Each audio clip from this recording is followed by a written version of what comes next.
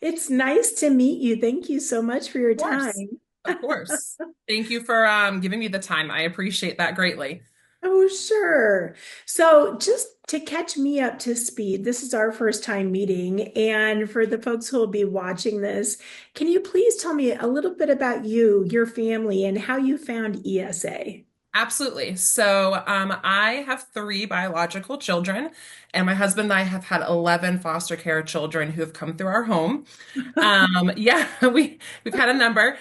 We had legal guardianship over one child, and she was kind of a pivotal point for my husband and I to make a decision on how we would handle her education.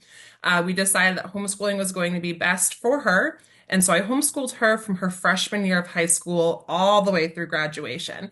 So that was definitely an exciting season in our lives, learning all the things for high school.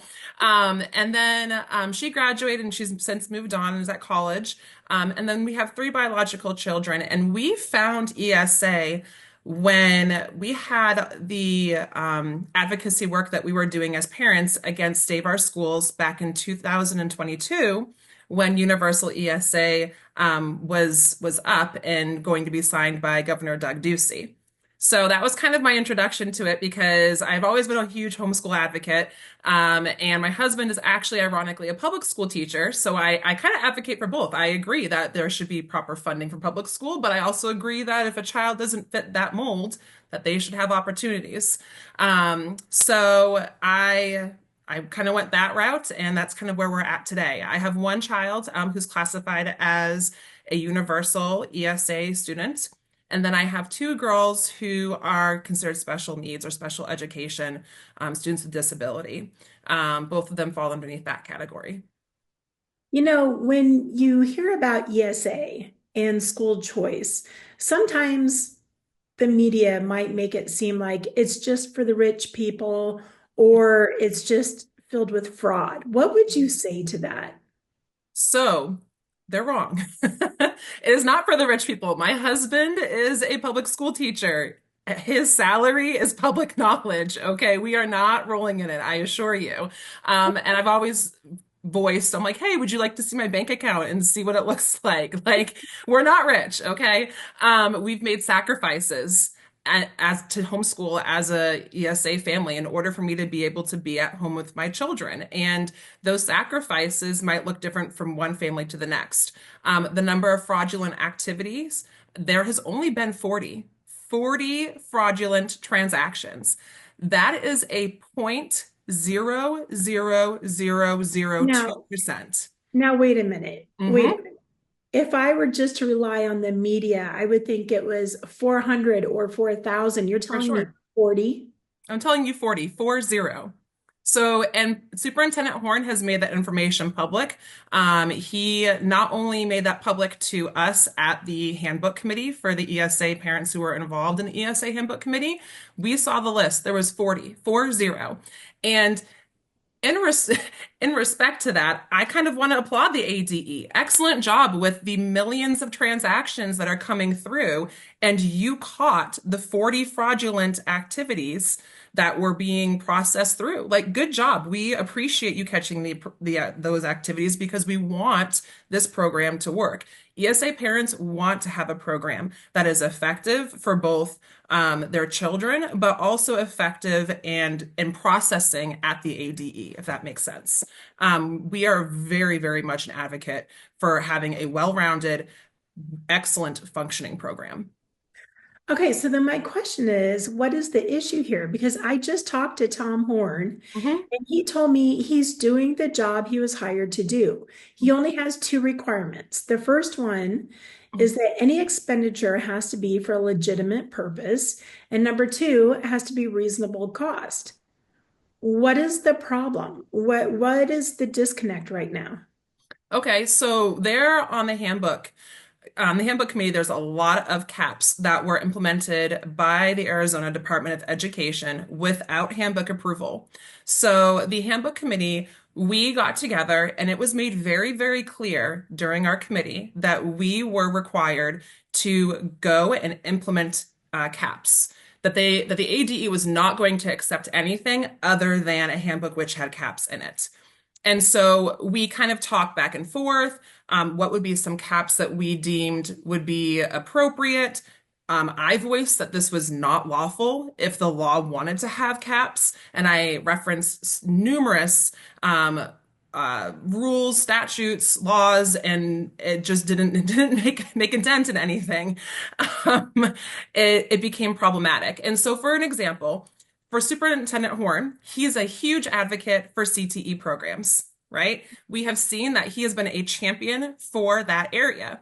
So, my question to him is, why are we capping Voc Tech tools and Voc Tech learning to $1,500 every 3 years? For an average student to go into a Voc Tech course, for example, at like different trade schools, that can cost anywhere from $1,500 to $3,000. The cap is the funding that the parents get. That is the cap. Parents have saved up for years and years and years, knowing their student would want to go to a trade school. And now they're being told, sorry, you have this cap. You can't pay for the entire trade school. But public school students can go to this trade school and have it be completely covered for them. It doesn't make sense. It doesn't make sense that he would advocate for public school students to have the freedom to go to a trade school, but then to not have the freedom for ESA children and for parents who are fiscally responsible with their children's funding. There's lots of caps that are in there as well that we can discuss if it's something that you want to go down. Yeah, I guess my question is, what's the middle ground? Where do you meet on either side of this issue where Tom Horn can be responsible to the taxpayers and then the ESA parents are able to access this education? Where's the middle ground there? Following the law. That's the middle ground. Follow the law. The law has been laid out and it has been written and it's a sealed deal. There's no reason for us to waver from that. The fraudulent activity is so small in the ESA program. Why aren't people talking about the Isaac School District, who had millions of dollars that magically disappeared and Superintendent Horn just pulled some funding out of nowhere and poured it back in? Why aren't we talking about the different fraudulent activity that's going on in public school purchases? But the 40 purchases, literally 40 purchases that have been done, that have been caught, good job, ADE, right? That have been caught, why aren't we referencing how excellent parents are at allocating their educational tax dollars towards what will work for their children? Can you give me one or two more examples of caps so that we're able to kind of really drive the point home with the people? Like, what are just a couple more caps? Absolutely. So, one cap that, in my opinion, is completely not lawful is the $2,000 cap for a computer, which is supposed to be purchased or can be purchased every 2 years. So, $2,000 cap every 2 years. This is a problem, and here's why. So, my husband and I have had this discussion. We've gone back and forth, and we've said, students at public schools, they get a certain Chromebook and that's what they get. But then they go to these different programs. So they're in public school, they have media centers, which have literally tens of thousands of dollars of equipment and need to have a certain computer for processing speed. Those computers are upwards of four to six to $8,000. I've seen $8,000 on computers, and I've done the research when I'm in there substitute teaching. It's fascinating to me, but yet people who are homeschooled or people who choose to educate at a private school, they get capped, right? They get capped at that $2,000. So they can't have the same educational opportunities as those in public school just because they choose a different avenue for education. In addition, the law states that laptops are allowed underneath the ESA program. If there were to be a cap, and the law or the legislators wanted there to be a cap, then they would have implemented it at the time of that writing. Another example of a cap that's deemed unreasonable in public or in ESA parents' eyes is the $500 cap for a year for home economic items. Now, some people might take a step back and go, well, that seems pretty reasonable. But what happens if you have a child? There was a testimony at the last SBE meeting, a child who learns by physically doing and learning through touch and through sensory development. Okay. There was one student who had testified, and they had discussed about how there was measuring cups, right? Measuring cups and fractions, and that's something that they use to learn. There was a parent who also testified in relation to this and said, my child never understood math until we made it kitchen science, right? We made it real. We took out the baking sheet and we said, okay, let's make cookies and let's prepare for a week's worth of dinner. This is the cost of these items. This is what we would have to do in order to bake these items or cook these items.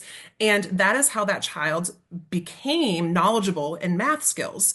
Not every child learns in a cookie cutter way. We're not in the year 1920 anymore, right? We've moved on. And so it's time for us to be able to learn actual skills that are going to develop children to be productive members of society. I totally get the homeschool thing. I totally get it. Raised my daughter. She's been through high school out here. She's in college now. We were very lucky in the school that she went to, but I totally get the homeschool option. I don't know how to put this in words that are offensive. So kind of help me through this because I'm That's sure all you've right. heard this before.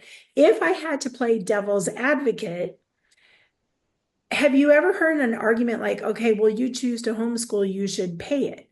Or Mhm, have you ever heard the state gets my tax dollars, so I should get my tax dollars back so that I can do this at home? mhm. What are some of the arguments that you hear, and what are your responses to those arguments? Absolutely. So the first argument that you brought forward was, well, you chose to homeschool, so it's on you, right? We all pay taxes and tax dollars. We all use the roads, we use street lights, we use sidewalks, we do all the things, right? And there is a pot in the education system for tax dollar money to be used for educational purposes. And if I am paying tax dollars and you're paying tax dollars and the entire state is paying tax dollars for education and to raise knowledgeable students, it should be the case that every single child can have an opportunity to learn in whatever educational structure that best meets their needs, right? So my child would not succeed in public school. My middle child especially, she has severe sensory processing disorder. She literally carries her blanket around with her everywhere that we go. For her to carry that blanket into public school system, she would be ridiculed. She would be put down, right? And so a safe environment for her to learn is at home. She's not overstimulated. She can get her needs met for sensory processing disorder and be able to function and get the best education that she deserves. So in that case, and in all cases, every child deserves to have the best education. I can't think of any argument under the sun where a child's education shouldn't be met. Um, and if it's homeschooling, then it's homeschooling. If it's private schooling, it's private schooling. Micro schooling, online, it doesn't matter to me as long as they get the education that they need. Um, and what was the other argument that you mentioned? I'm so sorry. So one, if you have, oh, the other is, these are my tax dollars. I should be able to direct my own tax dollars to my child and their education. Right. Which we should. We should be able to, right? Right. It's the most important way, most important job that we have as parents is to make sure that our children feel loved and get educated, right? And that is the most important thing that we are going to do as ESA parents is we are going to advocate for a program that is going to be successful for our children when the public school system has failed them. There are numerous stories about parents who've had sent their children to public school and has only damaged them both educationally, but also socially and emotionally. Okay, there's a lot of stories out there of students who've come out of public school and who have been severely hurt by that program. It's really interesting during COVID. So my daughter was a big athlete in Hmm. volleyball and all that kind of fun stuff. And during COVID, the issue came up of a lot of kids were leaving and going to online school. Hmm. And then when it was time that the schools reopened again and, time to go back to school, a lot of the kids chose to stay with their online schools, but they wanted to participate in sports. And Right. our local school district said, your tax dollars aren't being directed to us anymore, so you shouldn't have access to our school. Is that an issue anymore now post COVID? Are you finding that?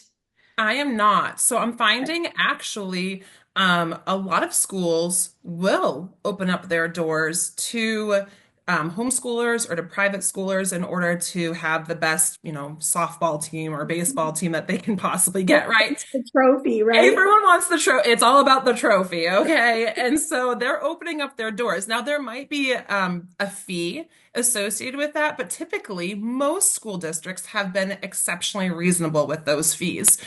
They have treated homeschool students and private school students and ESA students alike the same way that they have treated their public school students, which is how it should be, right? These are kids. They're not pawns in this great game of chess that we're all trying to play, right? They are kids and they should be able to play on the soccer team they want to play on if they can meet the appropriate goals that that coach has, right?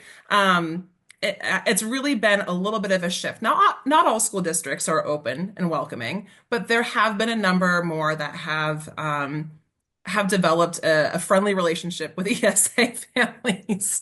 Private schools also have been excellent at developing these programs recently for sports. So if you have a homeschool child, you can oftentimes reach out to a local private school and say, "Hey, we're homeschooled, but my child would really love to be part of, X, Y, and Z extracurricular activity." And oftentimes they have made accommodations to allow those children to come and join.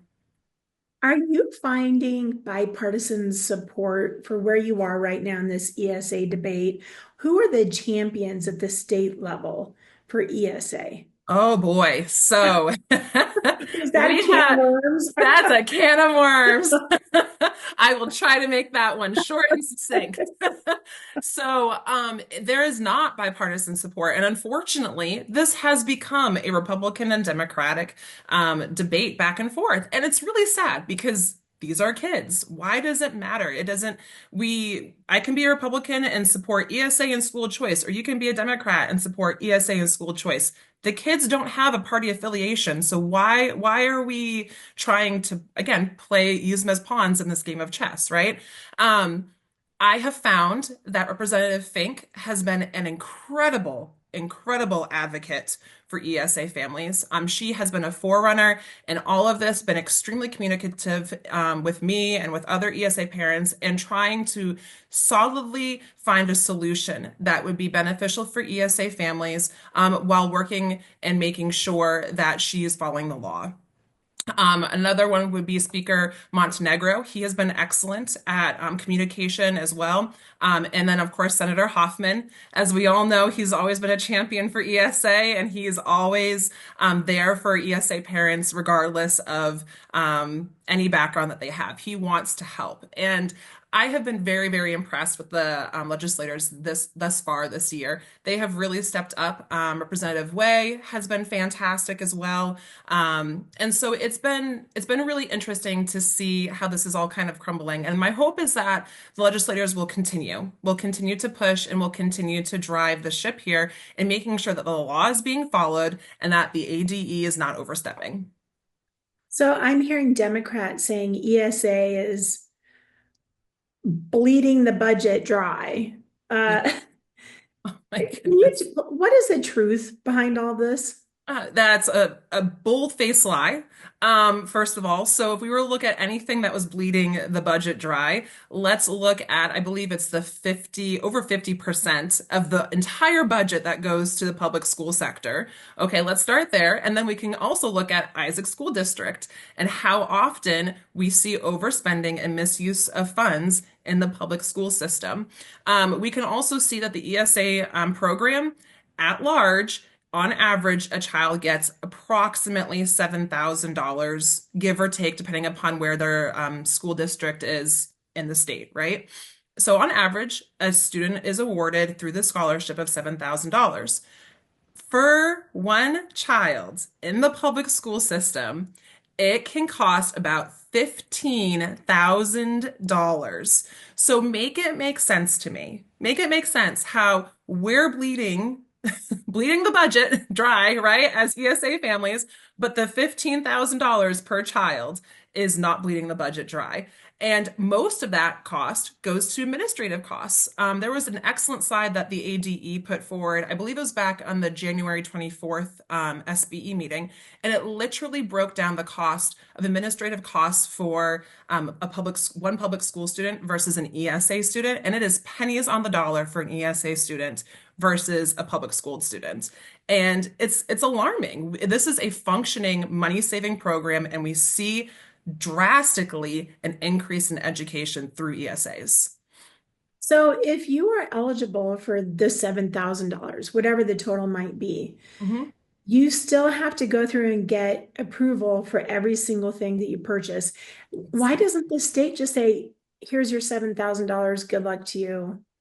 And And and I'm glad that they don't. I'm glad that they don't because it makes it so that there isn't fraudulent activity. It makes it so there's only 40 fraudulent activity transactions that have happened, right? Like I can't think of a better system that is functioning in the complete state at large with that low of a situation where there's fraudulent activity, right? So I'm happy that they have to use a third party vendor, which is Class Wallet, and that we as parents have to go and submit a receipt and submit curriculum and submit proof as to why this purchase is going to be necessary for our students' education. And honestly, the cap is the money that the parents receive through the Class Wallet at the third party vendor that's available to them to make those educational purchases. Once the money is gone, the money is gone. There's nothing more that the parent can spend, right? And so I very much support having that third party vendor where they are going through and the ADE is going through each of the purchases and making sure that they are legitimate and that they are lawful. That's what every parent on the ESA program wants. We want a lawful program, which is why the caps shouldn't be in place. It's not lawful. It is not written in law, statute, or rule. And if they want to have that written in, then that needs to be revisited.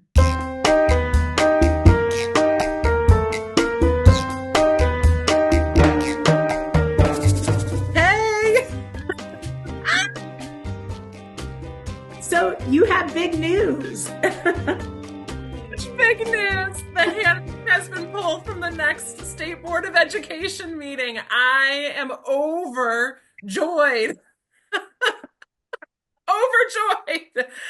When we were doing our last interview, my phone, even though it was on silent, you know how it can like buzz, and it kept buzzing and buzzing, and I kept stumbling over what I was saying because I'm thinking, why? What is going on? I'm thinking, does something happen with my family? Why is my phone keep buzzing? And then I picked it up. I was like, what? I think I had, kid you not, like 15 missed calls and like 46 text messages while we were talking. It dropped. And I'm like texting back representatives and senators because I'm just like, you're the best. So So, okay, so how did this happen? the ADE just notified the State Board of Education that they are going to pull the handbook in order to accommodate more parent feedback. And then we will meet again in the June State Board of Education meeting. So, fingers Wow. crossed that they will actually follow the law and listen to parents and have this be an equal and equitable program for every child. Okay, so tell me now, parents have some time. What do they need to do? Write or show up? What do they need to do? They still need to write. Like they need to write like they've never written before and continue to do so. And to thank the legislators who took their time to stand up for our children and for us parents because they put their neck out for us and made sure that the ADE was following the law. So write thank you notes and then continue to write and press upon legislators that it is imperative that they continue with this work and follow this closely in the next coming months. Okay, so who are the heroes in this story? Oh my. Representative Fink is gets a gold star. She gets a crown. She's incredible. Senator Hoffman gets a crown, gold star, incredible. Like they need to all be on podiums with the first place award. Way, he also gold star. It has been an incredible journey. And I'm so thankful to them. There are a number.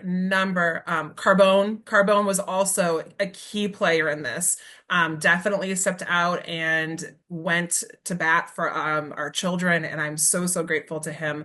Also, I mean, trophies to anyone who helped all around. You get a trophy, you get a trophy, you get a trophy.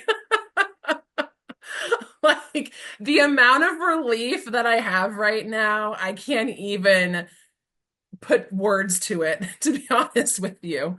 We've many, myself and many other parents have lost sleep over this. So this is a huge relief. I will still be there on the Monday, this coming Monday for the State Board of Education meeting. I hope that parents still show up, even though they've asked us to take a step down in communication that has been sent from the State Board of Education.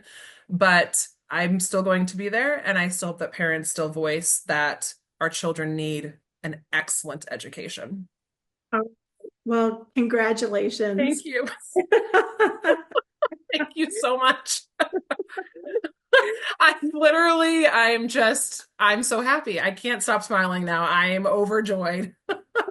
Good. Well, I'm so glad I got to capture this. So thank you so much. Of Please course. be in touch with me, and State 48 will continue to follow. Awesome. Thank you so much. I All right. appreciate you. Take All care. right. All right. Bye-bye. Bye. So now that you are off of this board, Mm. what happens with this handbook? I mean, what happens now? It's going to be interesting. So on the 28th, so Monday, we are going to have another State Board of Education meeting. And this handbook that the ADE has presented will be there and will be voted on. The concern is that this handbook, without me as part of the committee, does not have universal homeschool oversight. Once I was removed, there's nobody else on the board or on the committee. Sorry, there's no one else on the committee. I'm getting all the terms mixed up. There's no one else on the ESA handbook committee that can effectively communicate and stand up for universal homeschool parents. And so these individuals who are on the committee, that means that eight of them, I believe eight of them that are left on there, they all have private school or micro school, and they are unilaterally making a decision for homeschoolers that directly affects us. Notice that none of the caps, that anything that was changed in the handbook affected a single micro school, a single online school, a single private school. It all directly impacted homeschooling families. And in addition, students with disabilities, which is equally as concerning. So it remains that there's only one homeschool parent who's on the committee. He was not present for a majority of the meetings. And unfortunately, without him there, and I don't know if he's currently meeting or not, there's not a homeschool voice. He was a parent of a student with a disability. Will you be there on Monday? Oh, I absolutely will be. I have a lot to say. I have a lot to say. It's not okay because I voiced my opinion and my thoughts and used evidence that was personally given to me, and that there was no personal identification for anyone else in the email that I shared, right? There's no reason I need a FOIA request for this. It was given to me. I specifically possess this information, and I read literally, I think, two or three lines from the email that was sent from the ADE to myself and other committee members. We never were underneath the gag order. We were never told that we needed to process a FOIA request or any request at all to the committee to use a public email that was sent to us. And also, what are they trying to hide? What is the ADE trying to hide? Why are these emails that are being sent to us as representatives of our community, why can we not share this information? It doesn't make sense. If there was one word to describe how you're feeling about all this, what would that word be? Outraged, outraged at this point. I am hurt and outraged. I'm so upset for students with disabilities. And I'm sorry, it just gets me. The, what they are asking for at the ADE to cap homeschooling parents and students when we have fought so hard with our time and our effort to be good stewards of our finances for our children. And then with students with disabilities, to make them go for every single item that they possibly need to go back to a therapist to get a letter is time consuming and taxing. We already have the information in the system that we've submitted when we filed underneath students with disabilities, saying that our students need X, Y, and Z items, and that this is what their diagnosis is. Why do we need to further advocate for our child to get, for example, shaving cream? Here's a perfect example. This is a silly example, but a perfect example. My middle daughter, sensory processing disorder, she cannot write a sentence or two without her hand literally physically hurting. It is like an overstimulation for her body. It's very difficult. So at OT, she uses shaving cream to help relax her muscles. It's something that her body is able to tolerate, the touch of shaving cream, and to kind of relax her muscles and exercise her muscles with writing. She'll write in the shaving cream. It kind of warms her up, right?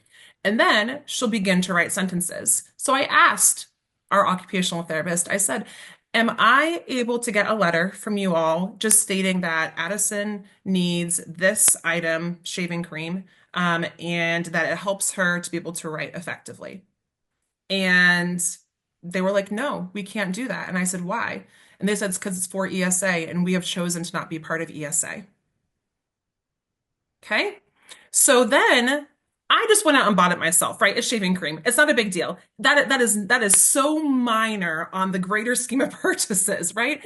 But say it was a larger item. Say it was a tool that she needed to help have her hand grip be appropriate, which those can cost hundreds of dollars, right? And as a parent who, as a stay-at-home mom and as a wife to a public school teacher, again, we're not rolling in it. Those hundreds of dollars of therapeutic items adds up, right?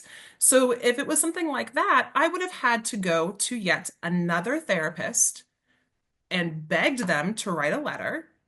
And then if I got shot down, I would just have to keep going through this cycle of trying therapists who would finally be able to write me a letter saying, yes, this is for her to be able to um, have a proper grip, yada, yada, yada. Okay. And I feel for students with disabilities. We are already taxed. We are taxed immensely, emotionally and physically for advocating for our children. It is exhausting to have one more thing that we need to do when we've already submitted proper documentation explaining why we have the things that we need and explaining that our children have certain disabilities. It's a lot. It's a lot to ask, and it's unnecessary. They already have the information. Currently, all we have to do is submit curriculum to explain why a purchase for a therapeutic item would be helpful to our child, and that I believe is sufficient. We can explain how this hand grip device would be helpful for my daughter. We shouldn't have to continue to go and seek more and more therapists and spend more and more money just to have something covered. Earlier this week, we ran an investigation looking at pay, taxpayer funded pay for superintendents in some of the largest districts. And then with one superintendent who stands to make $491,000 in this next year. Mhm. What are your thoughts on that as an ESA parent? Mhm. So we have the opposition complaining about our $7,000 on average for a student, right? And us using that educational tax dollars appropriately right? And then we have the other spectrum of a um, of someone getting 400,000. Like I can't even fathom that, right? I literally can't even fathom having $400,000 be my yearly annual salary. Like what do I even do with that?